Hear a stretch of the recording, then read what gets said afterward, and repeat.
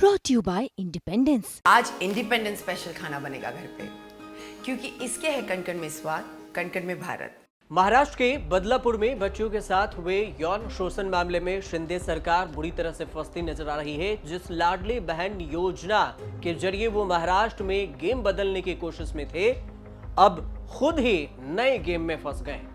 सवाल उठाए जा रहे हैं, जिस सरकार के राज्य में बहनें ही सुरक्षित नहीं है, वो लाडली बहन योजना से क्या फायदा करना चाहते हैं। विधानसभा चुनाव से ठीक पहले शुरू हुए इस बवाल ने राजनीति को फिर से गरमा दिया है। एक तरफ चुनाव की तैयारियां चल रही है, दूसरी तरफ जनता के बीच फैली ये नाराजगी महाविकास अघाड़ी के लिए नुकसान का सौदा साबित हो सकती है। कहा, बीजेपी बंगाल में डॉक्टर के साथ हुए रेप मर्डर केस में सूबे के सीएम ममता बनर्जी को घेरने की कोशिश में लगी थी।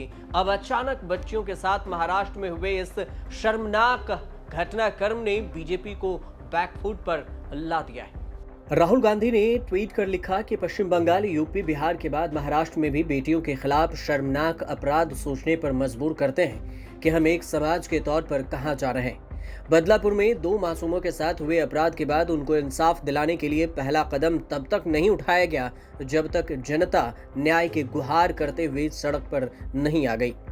क्या अब एफआईआर तक दर्ज कराने के लिए आंदोलन करने पड़ेंगे? आखिर पीड़ितों के लिए पुलिस थाने तक पहुंच जाना भी इतना मुश्किल क्यों हो गया है? न्याय दिलाने से अधिक प्रयास अपराध छिपाने के लिए किया जाता है, जिसका सबसे बड़ा शिकार महिलाएं और कमजोर वर्ग के लोग होते हैं। एफआईआर दर्ज नहीं होना न सिर्फ पीड़ितों को हतोत्साहित करता है, बल्कि अपराधियों का हौसला भी बढ़ाता है।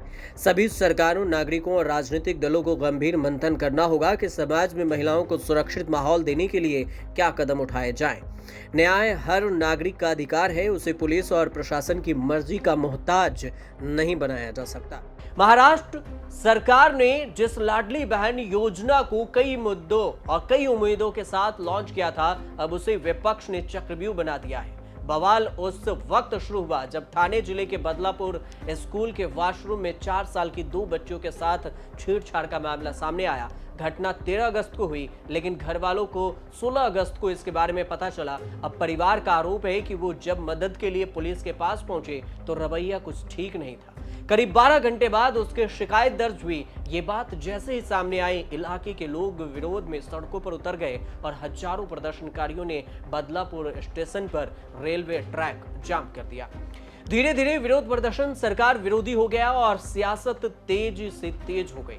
अब जनता से लेकर नेता शिंदे सरकार को घेर रहे हैं। सबसे पहले महाराष्ट्र के पूर्व सीएम और बाला साहब ठाकरे वाले शिवसेना के प्रमुख उद्धव ठाकरे ने शिंदे सरकार के खिलाफ मोर्चा खोल दिया।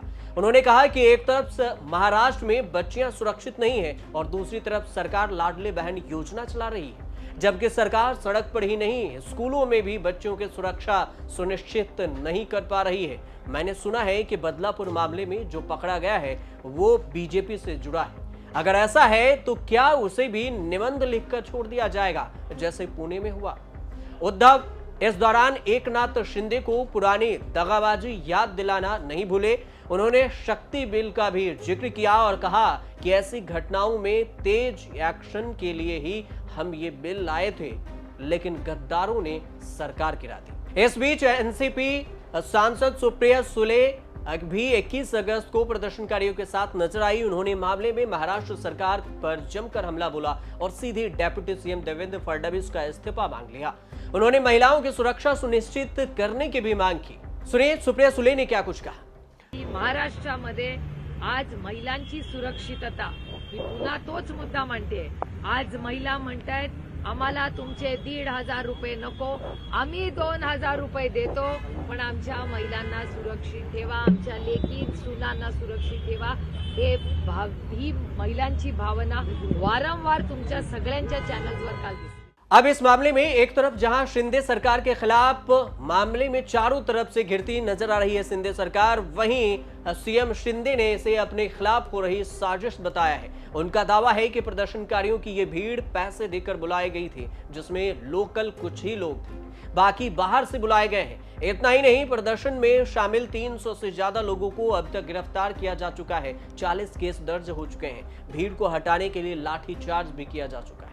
अब प्रदर्शनकारियों पर हुए एक्शन पर भी बवाल मच गया है। संजय राउत से सवाल हुआ तो वे बुरी तरह से भड़क उठे। उन्होंने क्या कुछ कहा ये खुद सुनिए।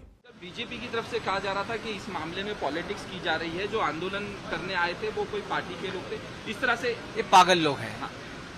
उनका दिमाग ठिकाने नहीं है, ये क्रूर लोग हैं। लगता है कि वो अपने माँ बेटियों को भूल गए हैं, इसलिए बात करते हैं। राउत ने भी लाडली बहन योजना को लेकर शिंदे सरकार पर निशाना साधा। उन्होंने पूछ लिया कि अगर बेटियां ही सुरक्षित नहीं रहेंगी तो फिर इस योजना की क्या जरूरत है। यूपी में भी अब तक इस तरह की घटना होने पर बुलडोजर चला दिया जाता, आखिर यहां बुलडोजर क्यों नहीं चलता? यहां खास ये है कि सिर्फ नेता ही नहीं, विरोध प्रदर्शन में शामिल आम जनता का भी लाडली बहन योजना के खिलाफ आवाज उठने लगी है। सवाल उठ रहे हैं कि अगर महिलाएं सुरक्षित ही नहीं हैं तो ऐसी योजनाओं का क्या लाभ होगा?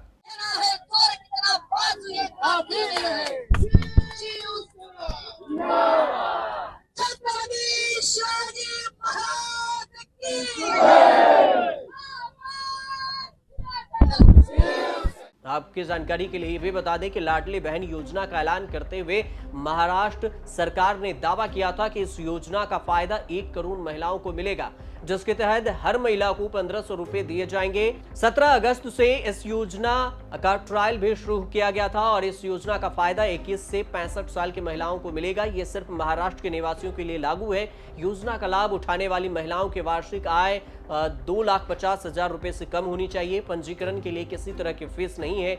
बिना किसी परेशानी के रजिस्ट्रेशन हो सके, इसके लिए नारी शक्ति दूत नाम से ऐप शुरू किया गया, जिसे मोबाइल पर डाउनलोड किया जा सकता है। इसके अलावा रजिस्ट्रेशन के लिए कई केंद्र भी बनाए गए हैं। योजना की शुरुआत में कई केंद्रों पर भी भीड़ देखने को मिली थी, लेकिन अब बदलापुर में हुई इस घटना ने पूरी कहानी पलट दी है। कहा जा सकता है कि अब तक फुल टॉस में खेल रही शिंदे सरकार घिर रही है और अब इस घटना का असर आने वाले विधानसभा चुनाव पर भी देखने को मिल सकता है। लेकिन विधानसभा जब चुनाव होंगे, उसके बाद जो परिणाम आएंगे, उसके बाद ही ये पता चलेगा कि इस घटना का असर शिंदे सरकार पर कितना देखने को मिला। फिलहाल आप देखते रहिए न्यूज़ तक।